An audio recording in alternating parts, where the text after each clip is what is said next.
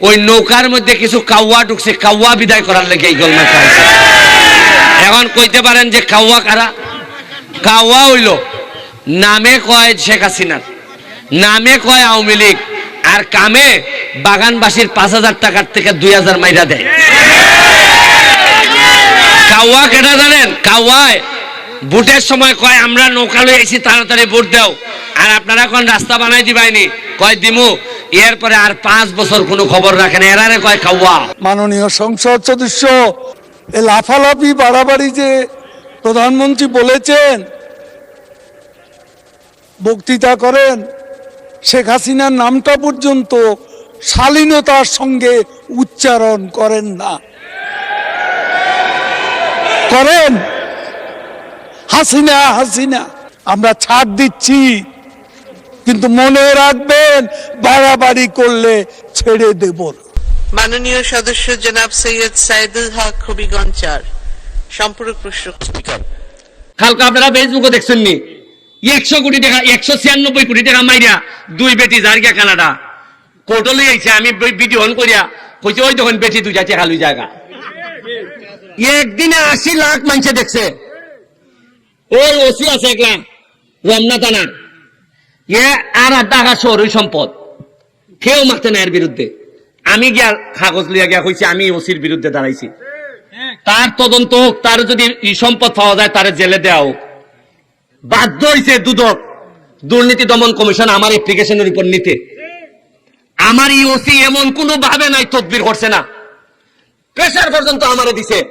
আরে আমি তো সোনারঘাট লিয়া খেলি না, আমি খেলি সারা বাংলাদেশের বিরোধিতা যারা করে এরার বিরুদ্ধে খেলি। আমি ওসিরে কইছি এটা ফেসারে খাম হইতো না রে ভাই, আমি সোনারঘাটের ফুলা, আমার সারা শরীরের মধ্যে মাংসের চেয়ে খুলজা বড়, সর্বোচ্চ মারবাই এনে আমারে। আর যারা মারতায় না এরা কিটা বাঁচবো না তা সারা জীবন। যারা ডরায় না আপনারা, যারা কথা কইতে ডরায়, তারা কিন্তু আমার চেয়ে বেশি বাচ্চা লাগবে না। তার যদি আমার হাত লেখকে দেখেন 1000 লোক আমার মারতে চাইলে মারতে পারতো না। ভিতর থেকে কথা বার করুন, যারা 2 নম্বরই করে কথা বার করুন, নাইলে এমনও বাঁচতা না। চা বাগানের শ্রমিকরা কইয়া ইসলাম যে আরে তোমরা আন্দোলন করো, যা লাগে আমি দিমু খানি, 120 টাকা মজুরিতে এমনই মরবাই, তাহলে মরার আগে একটা আন্দোলন কইরা দিয়া মইরা যাও যাতে 300 টাকা হয়।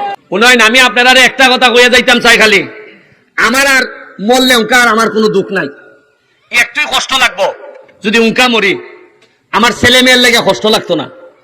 কষ্ট লাগবো যে আমি আমার সোনারঘাটটারে জায়গা মতো দিয়া যাইতাম পারছি না। সর্বোচ্চ মারবাই এনে আমারে তিদিন আমারে কইন তারা যে তোরে মারি লিবরে ফুট, তুই তো খালি সোনারঘাট তোর শত্রু না, তোর শত্রু হইল দুনিয়ার সব মানুষ, বেশিরভাগ নেতারা আমার শত্রু। এখনো সোনারঘাটের মিনিমাম 1 থেকে 150 ব্রিজ লাগে, এখনো ফুকপাড়ি দিয়া আপনার ফুকপাড় থেকে পশ্চিম পাড় পর্যন্ত আরো 3টা ব্রিজ লাগে, নাল মুখ লাগে। সোনারঘাটের যে ব্রিজটা এটা পুরানো গেছে, এটা বদলাইয়া নতুন করণ লাগে, একটা রাস্তা করণ লাগে। আপনার প্রতিটা রাস্তা বাইঙ্গা সুরমার, একটা বা 2টা দিলেও আমি চালাই নিতে পারবো মাননীয় মন্ত্রী। ধন্যবাদ।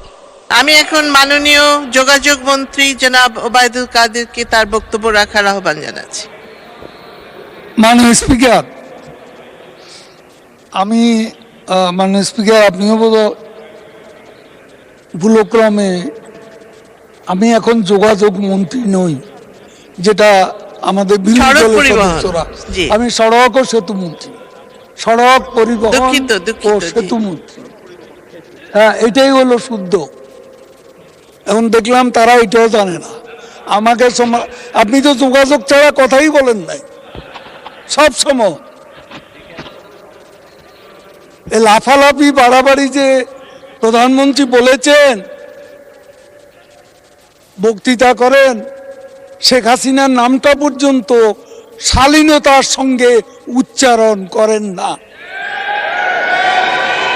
করেন হাসিনা হাসিনা, নেতা আন্দোলনের নির্বাচনের খেলা হবে এমনি বলিনি।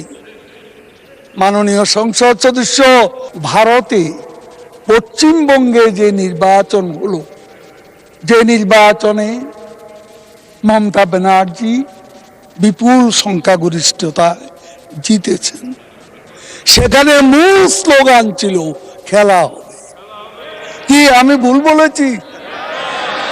সেখানে শুধু মমতা ব্যানার্জি না, নরেন্দ্র মোদীও খেলা হবে দুর্নীতির বিরুদ্ধে, সন্ত্রাসের বিরুদ্ধে, এগুলো বলে বক্তৃতা করেছে।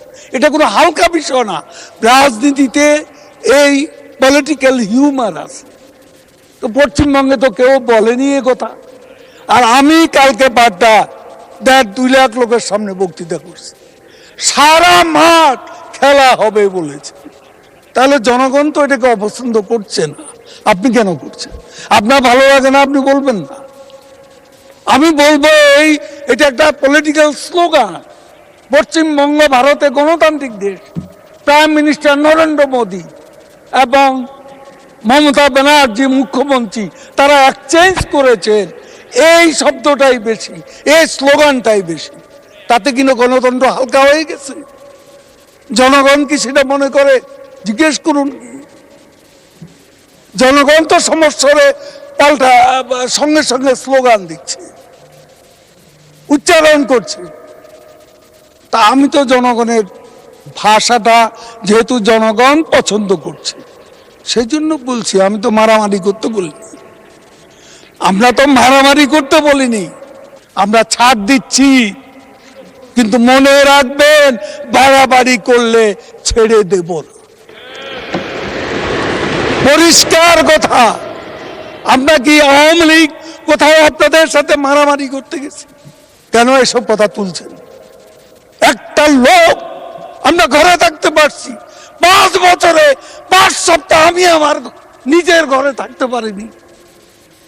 এখানে আমাদের নেতারা বসে আছে, প্রত্যেকের গায়ে দাগ আছে। রাস্তা বেধড়ক পিটুনি, মোহাম্মদ নাসিম মারা গেছে, সেই বয়স্ক ব্যক্তি আব্দুল সামাদ আজাদ আজকে নেই। এদেরকে পর্যন্ত হামলা করা হয়েছে। বাড়িঘরে থাকতে পেরেছি আমরা, সেটার বিরুদ্ধেই খেলা হবে। জয় বাংলা, জয় বঙ্গবন্ধু। ধন্যবাদ মাননীয় সড়ক পরিবহন ও সেতু মন্ত্রী জনাব ওবায়দুল কাদের, আপনাকে অসংখ্য ধন্যবাদ। শুনলেন তো দর্শক, কিভাবে সড়ক পরিবহন ও সেতু মন্ত্রী ওবায়দুল কাদেরকে বাঁশ দিল আমাদের প্রিয় ব্যারিস্টার সুমন ভাই। যেখানে অন্যায় দুর্নীতি সেখানেই ব্যারিস্টার সুমন ভাই তারই প্রমাণ দিল আজকে। হোক সে বড় এমপি মন্ত্রী, দুর্নীতি করলে কোন রক্ষা নেই। দর্শক, সেতুমন্ত্রী ওবায়দুল কাদেরের অসংখ্য দুর্নীতি সাধারণ জনগণ জেনেও চুপ করে বসে আছে, কারণ তারা কথা বললেই তাদের মেরে ফেলা হবে। আর সেই জায়গায় তাকে সামনে পেলে কিভাবে অপমান করছে ব্যারিস্টার সুমন ভাই। সত্যিই সাহসিকতার বীর পুরুষের প্রমাণ দিল আজকে। সুমন ভাই শুধু দুর্নীতিবাজদের বিরুদ্ধে রুখে দাঁড়ান তা কিন্তু নয়, তিনি সাধারণ জনগণের একজন বন্ধু বটে। এই জন্যই তো সাধারণ জনগণ তার নাম দিয়েছে মানবতার ফেরিওয়ালা। এই ব্যারিস্টার সুমন নিজের টাকায় করেছে অসংখ্য ব্রিজ। এমপি হওয়ার আগেই আপনি আপনার এলাকায় দেখাতে পারবেন এমন কোন এমপি রয়েছে যে নিজের টাকায় সাধারণ মানুষের জন্য কিছু করে? নিজের টাকায় কিছু করা তো দূরের থাক, সরকারের টাকাই তো খেয়ে ফেলে সব। সত্যি মানবতার ফেরিওয়ালা ব্যারিস্টার সুমন ভাই, তিনি বাংলার জন্য একজন ফাটাকেষ্ট, সত্য পথের পথিক। দর্শক সবাই ব্যারিস্টার সুমন এর জন্য দোয়া করবেন, তিনি যেন এইভাবে চোর এমপি মন্ত্রীদের ধোলাই করতে পারেন। ভালো থাকবেন, সুস্থ থাকবেন, দেখা হবে পরবর্তী কোনো ভিডিওতে। আর আপনি চ্যানেলে নতুন হয়ে থাকলে এখনই সাবস্ক্রাইব করে রাখুন।